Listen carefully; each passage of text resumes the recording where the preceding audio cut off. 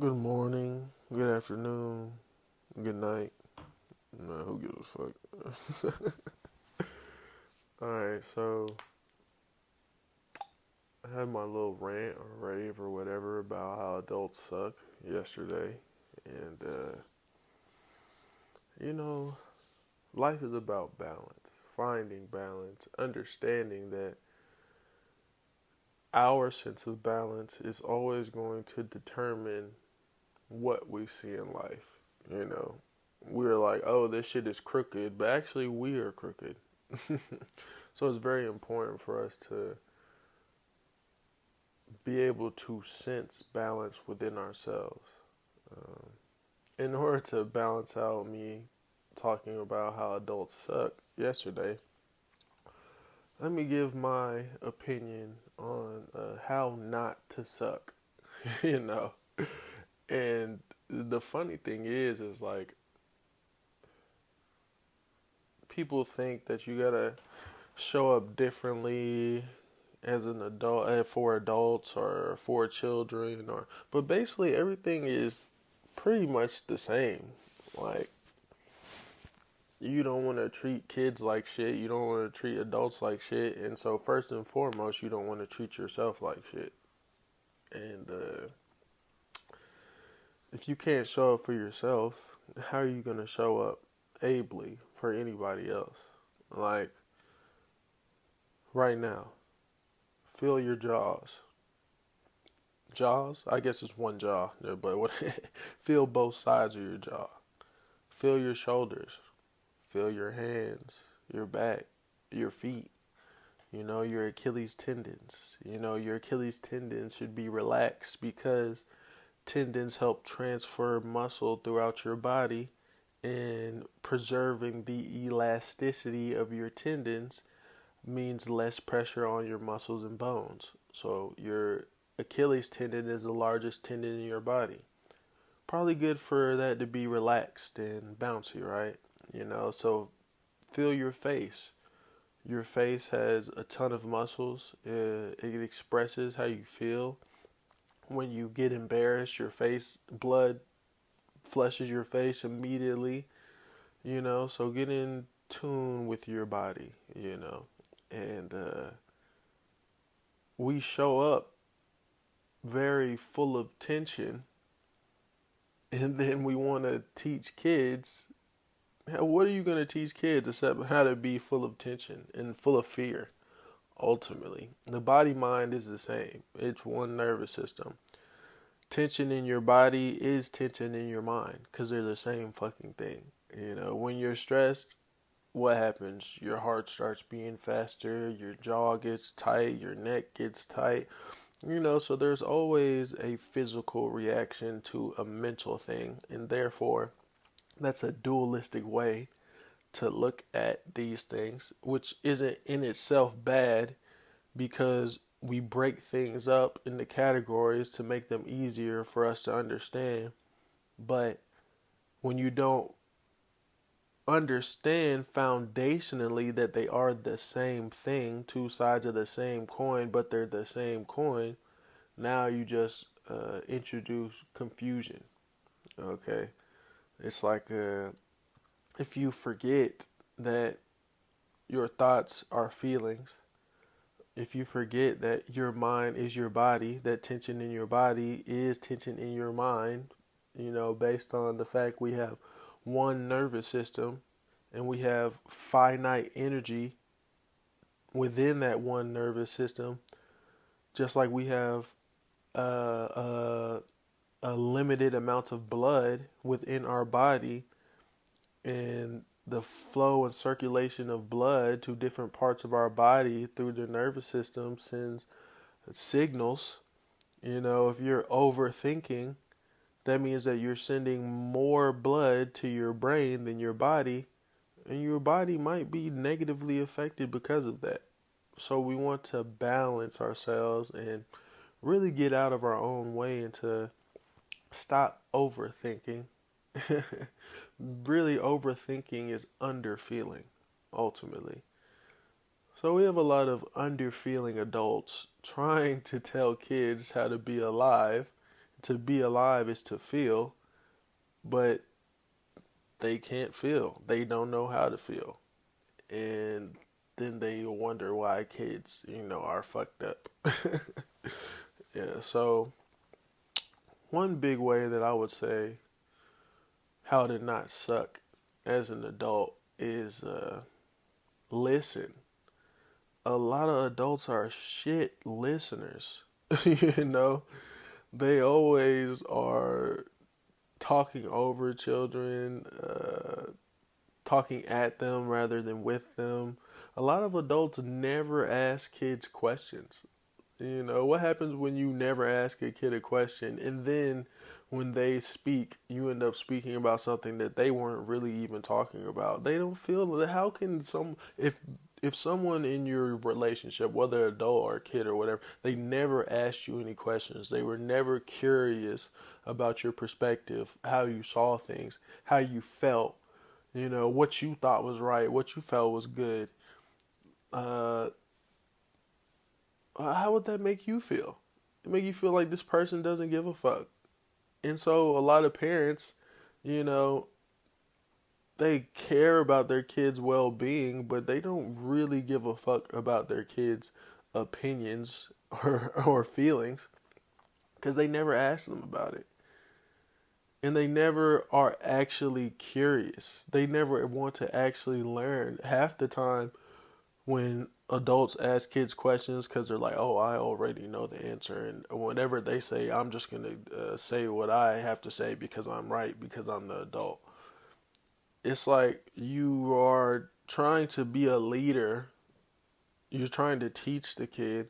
But everything you do in regards to the child is through the lens of fear. And what is fear but a lack of trust? So you're trying to teach the kid to trust themselves enough to make decisions, but you are showing the kid that you don't trust them. So why would they trust themselves?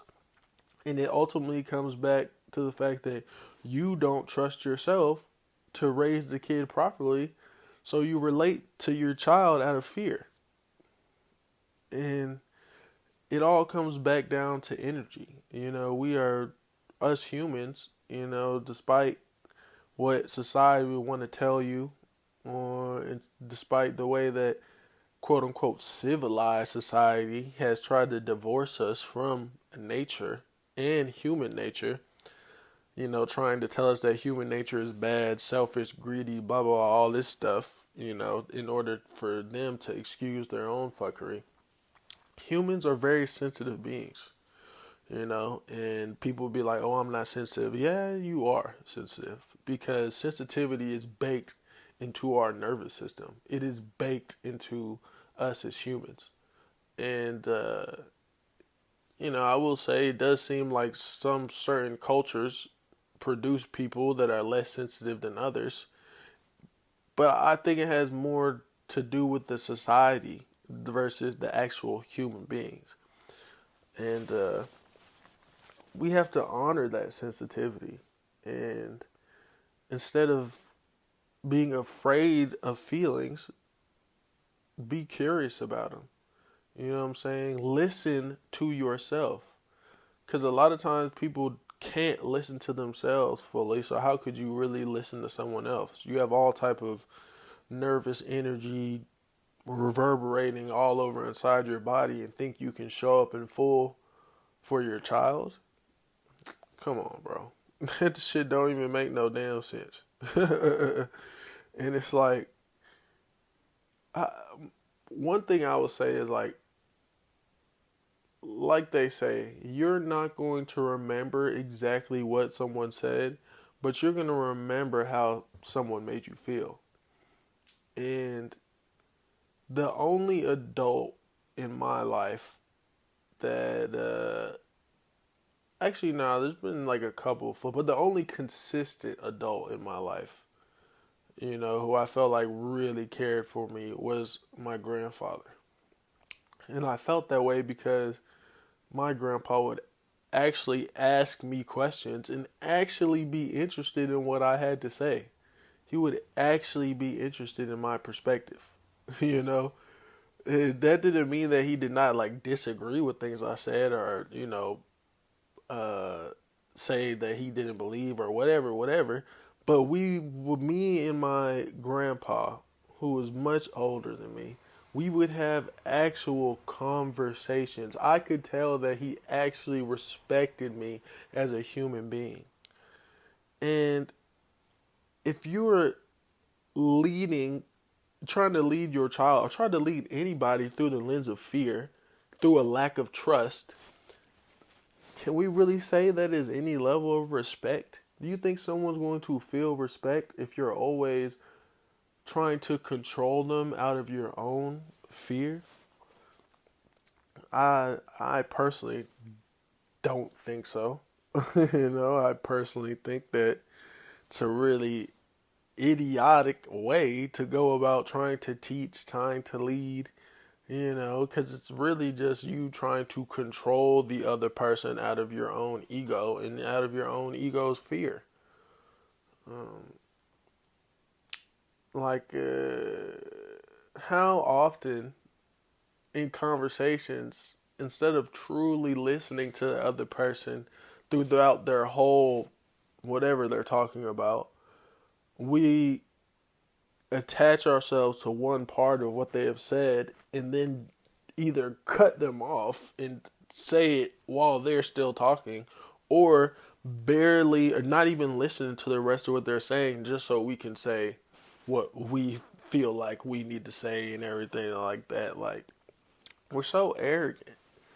Like, we have this chip on our shoulder and we need to say that specific sentence or whatever to prove what? To no, I gotta prove that I know this, or I gotta defend this, or blah blah blah blah. All this shit just comes from insecurity. If you know something, why the fuck you gotta prove that you know something? Really, you should be open to learning something from this other person, so you should really listen to them. Ultimately, you don't. Even if they say something you disagree with, like, you can just disagree. Like, you don't have to, you can't change someone's mind. You know what I'm saying? You can't control somebody else through what you say. They have to change themselves. They have to make a point to say, oh, they had a good point. Maybe I should listen. You know what I'm saying? But we always want people to listen to us, but then we don't want to listen. You know, we don't even want to listen to ourselves. You know, I'm gonna find this essay about why people don't meditate because this is irrelevant. So I found this essay. It's called "Why People Won't Meditate." Subtitle: Why People Run from This Life-Changing Activity. I had to put my spectacles on, my glasses, in order to see. Before I read the essay, let me just say that I do believe that more and more people are needing glasses these days because we eat a diet very high in sugar and processed bullshit that didn't exist when our bodies were developing thousands of years ago.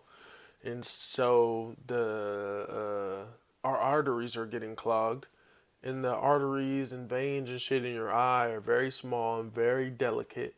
So if those get clogged, of course they're going to affect your eyesight negatively. So yeah, I just had to vent about that. Fuck these people and eating all this bullshit. Grew up on bullshit. You look back and you're like, why did I have eczema? Why did I have skin problems? Why was I and other kids bouncing off the walls? We were eating fake bullshit full of sugar. They don't care about our health. Like, I'm glad that nutrition is getting more of a focus in people's life because your diet creates your body, and what did I say? Your body is your mind and your brain. So the one of the first places to start, actually probably the first place to start if you're really trying to get your health together, is diet. Because you can meditate, you can exercise, but you can't out meditate a bad diet. You can't out exercise a bad diet. Both those things will be mitigating factors, in your poor diet, but they're not going to solve anything. Your diet is literally the building block for your nervous system, which is what your body runs based on. So, all right. Why people won't meditate? Why people run from this life-changing activity? People have issues meditating because they're used to being distracted from their nervous system, aka their feelings, by constant movement of the body and or mind. When you sit in silence and distractions cease, all those feelings arise. You can't distract yourself with large physical movements, so you squirm, you fidget, you clench your jaw, you grind your teeth. Your thoughts get faster and more powerful, imbued with energy that's usually caught up in some kind of chase or some kind of escape. This is why most people run away from meditation, because the stillness and silence does not allow them to run away from themselves. Without distracting your energy with physical or mental momentum, without being able to expend energy on moving towards goals or running away from fears, all your nervous energy must bounce around inside you. It can neither be created nor destroyed, only transferred and transformed. Most people lack the skill to observe their energy, accept it, then transform it into a deeper understanding of themselves and therefore of life. That's why this nervous energy lies in wait and floods in when an opportunity arises. Momentum can sweep you up and make you think you're in control. You seem to be headed in a direction you chose, but you don't realize you've been carried away. You're caught up in the wave, not riding the wave. You use this encompassing power to bypass your intuition, to move past your deepest feelings and ignore them. When you are swept away, there's no personal balance. You aren't moving forward with self-awareness. You're not riding your surfboard, noticing the feedback your nervous system is giving you from head to toe. You don't acknowledge this important information that allows you to adjust to the uncontrollable energy that creates life and that life creates. You don't have knowledge of intimate feelings because they seem to pale in comparison to other forms of energy, forms you get swept up in, all to avoid paying attention to your own energy. That way, you don't have to isolate feelings, acknowledge them, and deal with them. Many don't even realize they are running. We have been taught to run as a reaction to being alive. We've been taught that being human is to run away from ourselves. We aren't concerned with being ourselves, but with receiving outside validation. Thus we contort ourselves mentally and physically, stuffing our feet in shoes that take away our natural movement and imprisoning our mind with ideas that take away our natural creativity. And a note at the end, not to mention the fact our modern lifestyles render us stiff physically and mentally, with most people unable to sit or stand without discomfort, so they must continually shift their weight around. Yeah, oh, Finn. Yeah, that last little side note was in earlier in the essay. Probably, whatever, who cares? But look, you are not in touch with your own feelings. Yet, you desire to teach someone how to be alive. When to be alive is to have feelings. What are we doing? We don't know how to enjoy life or be happy. Yeah, we're trying to teach kids how to live life. You know what enlightenment is about? Enlightenment is about learning to enjoy life. All of life. Not just certain shit that we like. You know. That's why so many spiritual traditions are like, forget like or dislike. Or don't be attached to like or dislike. It is the attachment to like or dislike that makes you suffer. Because now when something that you dislike happens, you suffer. When something that you like doesn't happen, you suffer. Rather than accepting the fact that feelings change, life changes.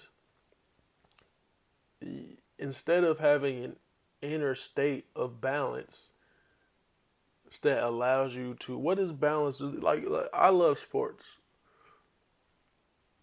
So an athlete who is on balance, that means that they can make a move whenever it's necessary. They can make an appropriate move in the present moment. Because the present moment is always the appropriate time. You know. So if they remain on balance, they have the ability to make a move. If you get caught and carried away in momentum, trying to run, trying to get rush, basically, if you are in a rush to get somewhere, you're stuck. You're stuck using that energy in that particular way. There is no wiggle room for you because you're off balance. Either you have to keep going that way or you have to fall down. And luckily, if we're wise, when we fall down because we're in a rush, we can use that as impetus to remind ourselves not to rush and to remain on balance. Why would you want to be able to do something that you cannot do from a state of balance? We are in such a rush to get results, to accomplish something somebody told us we should accomplish most of the time, even if we tell ourselves that we should accomplish it, is because at some point somebody told us, or we read, or we heard that that was what we should be accomplishing. So we attach ourselves to that accomplishment, and you're like, oh, I'm totally self-motivated. Check your motivations. Check your intentions. Because your intentions and your motivations are always going to control the energy that an action imbues you with. You know, if you give somebody something only with the intention of getting something back, if you don't get something back, you start to resent the person, you get angry. But if you give somebody something with no expectations, you just get the good feeling from the giving. So your intentions, your motivations are always going to be the base, the foundation of your feelings. And another way to not suck as an adult, or just as a person. All of the shit I say is not an adult, but it's really just as a person, is learn what an honest mistake is. And teach your kids what an honest mistake is. Kids make mistakes. They don't have that much experience. People make mistakes. We could say they don't have that much experience, or we could say that people are dumb. I will say society is dumb. You know what I'm saying? People are confused. And they don't know which way is up and which way is down, what is beneficial or not beneficial. Because we have all these very fucked up messages being heaped upon us from like a very young age. But if you make an honest mistake, your intention was pure, why are you beating yourself up? If your kid makes an honest mistake, why are you beating them over the head with words or yelling or shouting or things that show that you're not calm, that you lose control because your kid made an honest mistake, and you're teaching them to not be able to tell the difference between what is an honest mistake and when you was on some bullshit. And you should be able to recognize both. You have to recognize the intentions, you have to recognize the energy behind your actions and your decisions to be able to tell yourself, oh, I was on some bullshit. And hold yourself accountable. Or say, oh, damn, I made an honest mistake. Damn, I didn't mean to do that. And still hold yourself accountable. Like, there's this really weird idea that, like, holding people accountable has to be, like, accompanied by being a total dickhead or asshole. Like, it's like, really, people are just scared of other people, or they want to control other people and tell them what to do. So, like, I guess they bring like a hard edge to the holding them accountable or whatever, whatever. But the thing is, the truth defends itself. If you're holding someone accountable and you know that you're coming from a pure intention and a place of truth, and like, then allow them to feel however the fuck they want to feel about it. Like, you did your part. You say, hey, I observed this. You know what I'm saying? And in my opinion or my reasoning, I don't think that's healthy. I don't think it's beneficial because of this. And then realize that it's their choice ultimately whether they're going to change. But the best chance you have of inspiring them to change is yourself being calm and making it about their health and you wanting to see them succeed, and not making it about yourself and that you want to control them. Because the human spirit wants to be liberated, it wants to be free. That is what we were created for, is to be free. And people have created a society that doesn't allow us to be free. But that does not mean that spiritually we want to be free. We don't want to be free, we do. And so if people think you're coming at them as a form of trying to control them rather than trying to inform them and help them be healthy, of course they're going to be defensive. And especially, in our society, a lot of people are going to be defensive regardless of how you say it or how you show up or anything like that. So it's very important that you always remind yourself that I can't control this person. I can't force them to do anything, that they ultimately don't want to do. Like, even with kids, like, people are like, oh, it's beneath me to reason with kids or have conversations with kids or talk to kids. They need to do what the fuck I say as soon as I fucking say it. Like, are you trying to raise a human who is eventually going to have to make their own decisions? Or are you trying to control a human out of your own ego? Which is it? What are you trying to do? Because that's going to determine how you show up for your child. Whether you are a coach, a parent, a teacher, or whatever. The thing is, I'm not going to argue with a kid because everything I tell them is going to have a why. It's going to have solid reasoning behind it because I'm a reasonable person. So I'm going to tell them why. You know what I'm saying? And maybe I'll ask them their opinion on it. Maybe I'm seeing things from a biased perspective, which I guess we always are, but being aware of your bias and holding yourself accountable for being biased suddenly softens those biases.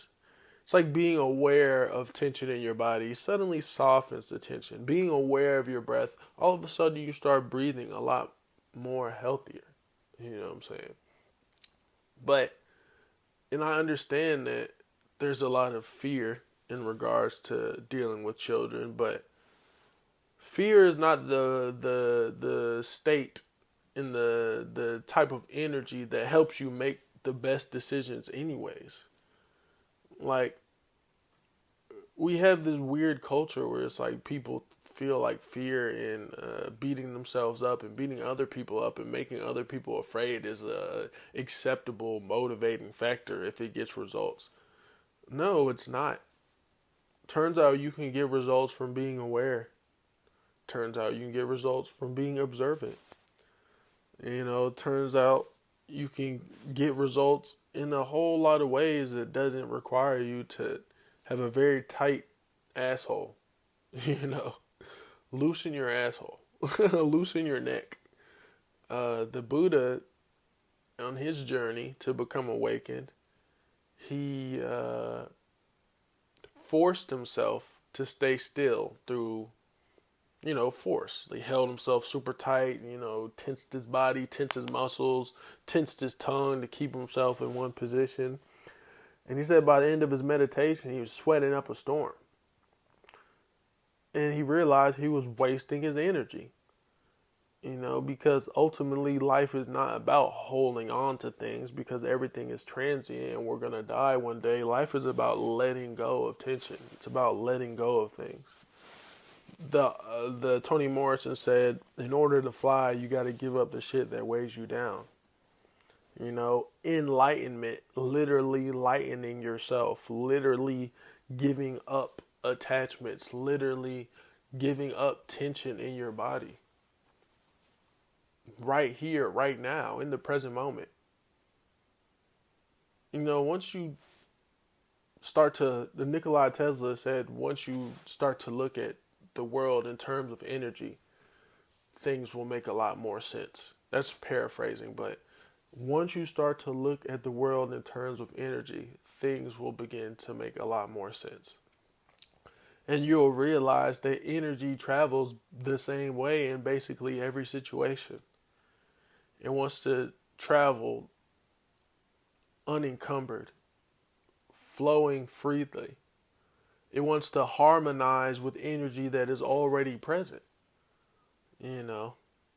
So if you're not aware of how to harmonize the energy within you, how to let the energy within you flow freely, if you're not aware of how to liberate yourself and be free, how could you teach a kid how to be healthy? How could you teach a kid how to be at peace? How could you be a positive influence on your peers? How can you lead? How can you teach? You have not learned the original and only lesson. So, I hope you guys have a great day. I hope you guys get more in tune with yourself, like Thich Nhat Hanh said, the Buddhist monk Thich Nhat Hanh from Vietnam. R.I.P. The way out is in. And also, as my grandpa said, who I believe was an enlightened being, and nobody can tell me fucking different. Even his bitter children, my uncles and my dad, fuck them. But that's some personal shit I got going on. That's personal shit. But as my grandpa said, the Demetrius Leon Wood Sr., he said, sometimes it's the adults bothering the kids. And that's why I love that man so much. He was so wise, And we can all be wise, but let's give ourselves the chance. And we can all embody wisdom and show kids what it means to be wise, Listen to them. Be curious about them, their emotions, their feelings. Like, model calmness for them. Model emotional resilience. Model joy. Model happiness. This is what you want for your kids, right? Turns out it's easier to get things done if you enjoy being in your own body. If you learn to enjoy life and be grateful and be happy, turns out it's easier to get things done. Who the fuck would have thought it? I guess I used to not realize that. I never thought about it like that because it seems so simple. But we just have all of these arbitrary bullshit lessons that society forces on us. So, give yourself some grace. Give kids some grace. Give people some grace. Because we're all trying to deal with these insane laws and regulations, the ones that are actual written policy and the unwritten policies, the isms that keep us confused and keep us disconnected from ourselves and disconnected from others, unable to recognize that we are ultimately one, part of the same energy, all come from the same source. And that doesn't mean that you gotta spend time around everybody or be nice to everybody or whatever, whatever. You just gotta be authentic. You gotta be real, and you gotta have pure intentions. You know what I'm saying? Don't intend to control the next person because you can't. You want to teach whoever how to think, not what to think, so they can make their own intelligent decisions. And so we really need to stop lying to kids. We need to show up authentically, and we need to try and give them as much information as possible so they can make healthier decisions. And we need to humble ourselves. We need to tell our kids, I don't fucking know everything. I, I'm I'm the same as you, but older. I'm also living my life trying to figure things out. I have more experience. I should have more experience reasoning or thinking or feeling and things of that nature. Unfortunately, a lot of adults get older, but they don't mature. But if you want to be a mature adult and raise a mature child, then you need to let them know, like, at some point you're going to be away from me. At some point you're going to leave this house. I'm not going to be here. I'm going to give you as much information as I can in order to help you out, but you have to ask questions yourself. You have to ask questions of yourself. You have to ask questions of yourself so then you can make sense of what information that you get from the world. Stop handicapping these kids by telling them what to do all the time and then being mad when they aren't curious about life or they don't believe in themselves or they're depressed or they're down or everything like that. You've never taught them that their choices mattered. Or when you tried to teach them that their choices matter after they made an honest mistake, you was beating them over the head by being a fucking asshole. Like, so don't be an asshole. Don't suck. You know what I'm saying? Be cool. Like, chill. Like, that's what these kids are looking for. Like, to learn how to enjoy life and be emotionally resilient and make sense of all this information going around. So they got to make sense of themselves first. And you got to help model that for that. Help teach them that. Listen to them. Seriously. Be curious about them. Stop going in with your own ideas of like who they are and who they're supposed to be.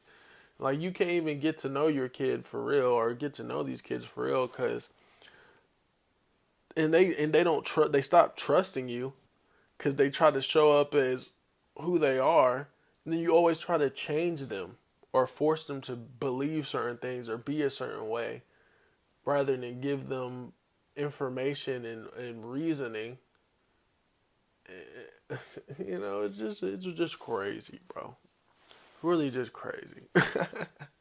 But it's not crazy at all. It makes perfect sense in a society based in and around fear where adults don't look at kids as gifts, they look at kids as burdens because they're worried about money, they're worried about they don't have time, they don't know how to deal with their own stuff, and so they see kids as bills. A lot of kids are seen as bills, rather than a beautiful little human that I've been gifted with, and it's sad. And, that's why everything goes back to society on some level or the other, because society is encouraging these insane ways of looking at the continuation of life. A child is the continuation of life on earth. It's the continuation of the growth of the human race. And instead of trying to ensure that our kids grow, we're trying to cut out their integral nature, their ability to integrate with nature. We're trying to make them just as disconnected from nature as we are, and as society as society is, and that society has taught us to be. So how can you love your kid if you won't listen to them openly? How can you love your kid if you can't be vulnerable with your kid to admit that you don't know everything, to admit that you're also always learning? Once you stop learning, you start dying. And there's a lot of zombies out here. People who are imprisoned by their own biases, imprisoned by ideas and concepts that they have downloaded or observed from society that they really haven't examined for themselves. They really haven't examined themselves, their motivations, their intentions, their whys, their what feels like flow to them. What do they think is beneficial or not beneficial?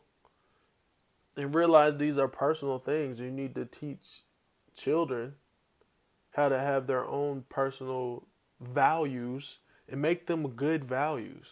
You know, a lot of kids grow up valuing, as much money as possible, material things, blah, blah, blah, this and the third, the opinion of others, outside validation in some form or the other.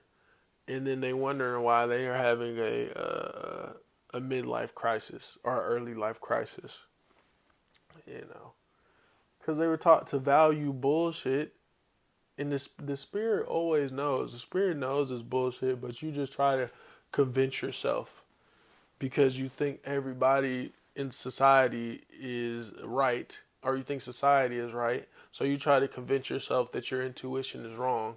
So we just have a lot of disconnected people running around trying to convince themselves that, oh, everybody else knows what they're doing. Everybody else is on track to get all the outside validation and stuff. What's wrong with me? Well, la la la. It's the world of illusions, bro. Insanity, bro. We gotta. That's why Buddha means the awakened one. You are a Buddha. You just have to recognize it. You just have to wake up.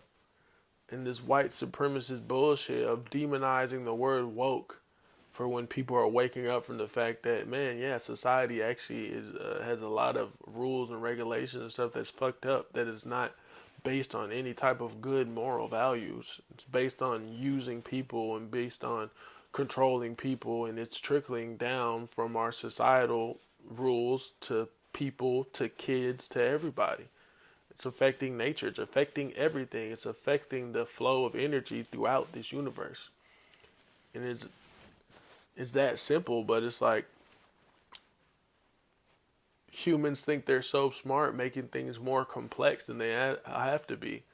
But there's a Albert Einstein quote that talks about how a genius always runs the simplicity. Our simplicity is the true mark of genius. If you can't explain it to a child, then you don't know it well enough. Bruce Lee said his own personal philosophy involved in a martial art was simply to simplify. Johan Cruyff said the best kind of football is simple football, but simple football is the hardest to play. I'm paraphrasing all of these things, but it's that energy of keep things simple, and you can simplify the complex. Just because you use big words and all type of dumbass shit like that, trying to sound like trying to prove something to people, trying to defend your own intelligence, pre-defend your own intelligence by using big words and all this kind of stuff, doesn't mean you're smart. It doesn't mean you know anything. If anything, it probably means that you've over-specialized within one field, and now you have no ability to connect ideas from other fields with whatever you decided to study. But that's a rant for another time. That's actually an essay I've already written. So the next episode, I will read that essay or those essays, and then I will discuss that. You know what I'm saying? But in the meantime, there's a book called Range by David Epstein. Definitely read that. And I'm reading a translation of Nagarjuna's Discussions of Nothingness that actually talks about in Buddhist history, the Abhidharma period, where people got so scholarly, so overly specialized that the lay people, the regular people, could no longer understand it. And what is the point of learning if you cannot share your learning with other people because you've made it so fucking scholarly and academic that they cannot connect to it? There's no point. That's what I say. It's mental masturbation. You're just trying to be smart, trying to look smart, trying to feel a way about yourself. But ultimately, You might feel fulfilled, but I doubt it. Because you go to share it and then what? All right. Peace out.